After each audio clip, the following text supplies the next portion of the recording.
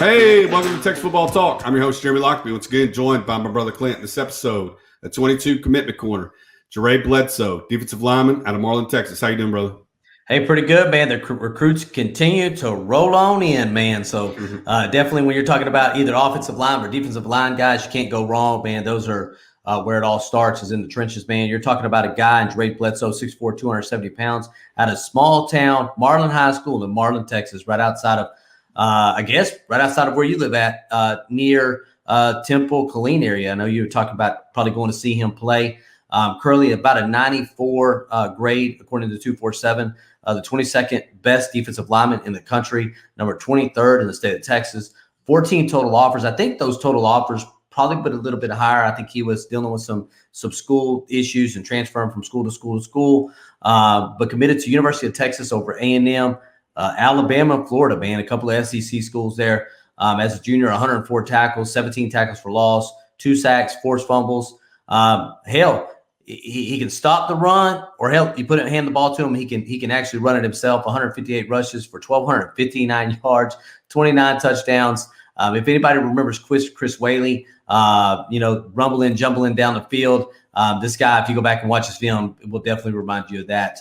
The third interior defensive lineman with Aaron Bryant and Chris Ross currently in the fold. And I'll let Jeremy get really into his rumbling, tumbling film study here. Yeah, no, it was I didn't realize he was a running back when I started watching his film, and just to know that all the recruiting services had him as defensive lineman, and then to find out that he'd rushed for 158 rush attempts for 1,259 and 21 touches, kind of reminded me of Chris Wadley, because Chris Wadley is around that Central Texas region as well, from Madisonville, who came to Texas as a running back and converted to a defensive lineman. But he is 6'4", 270 pounds.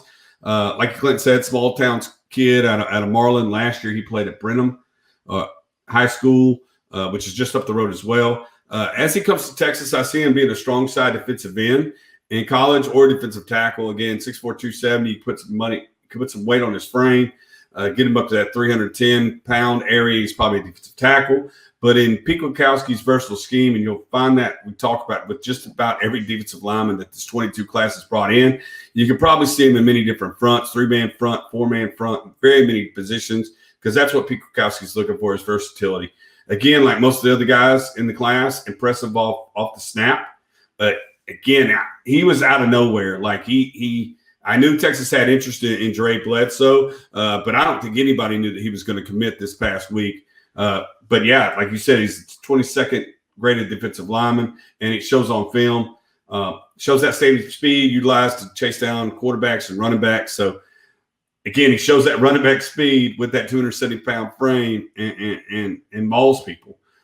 Extremely physical guy, strong football player, interior pass rush demon, and a very quick twitch athlete. And you're going to be surprised, but he reminds me of the 21 commit Byron Murphy.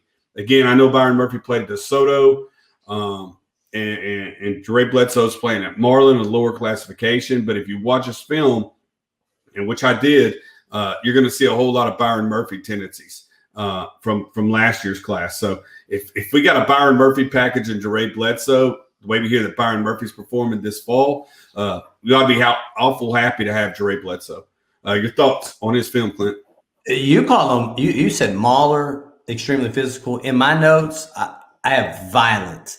He is violent on contact. It is, I almost feel bad for the opposing team sometimes. The way that he comes off that ball is not, it's a superlative of violent. I can't say anything other than, if you got to go watch this tape to see this. Lateral quickness is ridiculous against, I think, what would be considered probably a lesser opponent or lesser competition. So definitely we'll have to be prepared to jump up to the next competition at a Power 5 school. I think, but as long as he doesn't lose that first step, that lateral quickness, I think that is probably, if you go back and look at his film, to me, that's that A+. That's that A+ range when it comes to that lateral quickness. I also have in my notes, range allows to fit multiple schemes, either outside or inside, down or standing up. And that's where I see him at right now, currently at 6'4", 270 pounds. If you put weight on this guy and he can keep his tenacity, can keep his quickness, keep his first step ability. I can see him playing the three technique, but you can also see him slide outside towards that strong defensive end position as well, depending on where they keep him at as far as his size goes. But he's a mauler. He's violent. He's definitely physical, and he will definitely chase you down from behind, which is crazy to watch on his film. Yeah, you worry about losing his quick twitch, and I think that's something that being a running back helps him with. Is being able to cut, make moves in the hole. His hips got to be solid. He's got to be on balance. So when he, like you said, when he drops down that 3-point stance, 4-point stance, and fires off the ball, I think that's something he's always going to have. Especially, like I said, as playing the position of running back in high school. And like I said, I saw Byron Murphy's get off last year in the 21 class, and I liked it to an Aaron Donald or an Oliver coming out of Houston. But yeah, it's the same. It's the same type motor, same quick twitch that allows him to get in the backfield. Like you said before, the center or guard has a chance to get out of their stance. But yeah, I really, really love this kid. Like I said, he kind of came out of nowhere for me.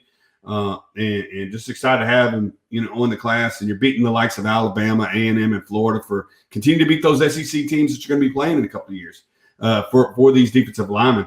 But yeah, just excited to have him in the class, and can't wait to see him show up on campus and see where we play him. Yeah, I think the biggest thing is he's probably, when I go back and think about film that I've had an opportunity to watch, he's probably one of the more exciting guys on film. But I think it comes down to where he's at versus really the opponents he's playing, So again, that'll sometimes give you an idea of, okay, what is he going to play like at a higher level of competition? But dude is a monster, man. He is like a monster, somebody that we're going to need definitely to join this class in the trenches moving forward, like you said, into the SEC, because that's where you really starts at. So definitely excited about him. Any last thoughts on our guy here? You said, it's just Bo Davis doing it again. Bo Davis continues to recruit really, really well.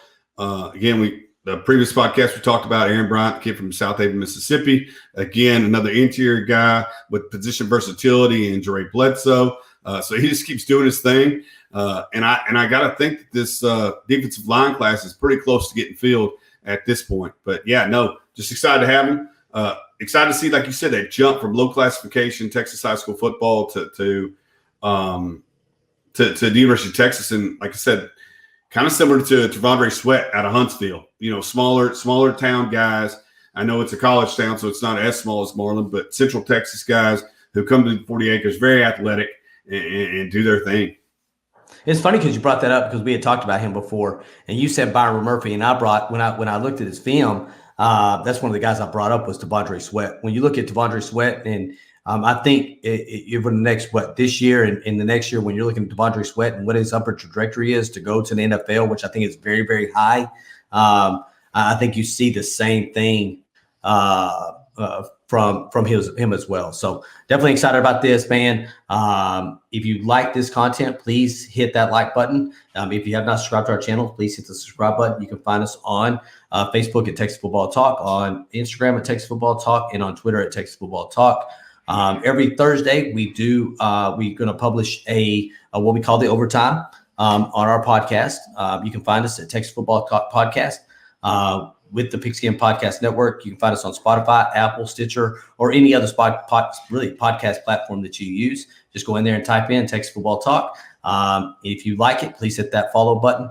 We greatly appreciate it. Thank you for listening as always, and y'all have a wonderful day, and hook 'em. Hook 'em.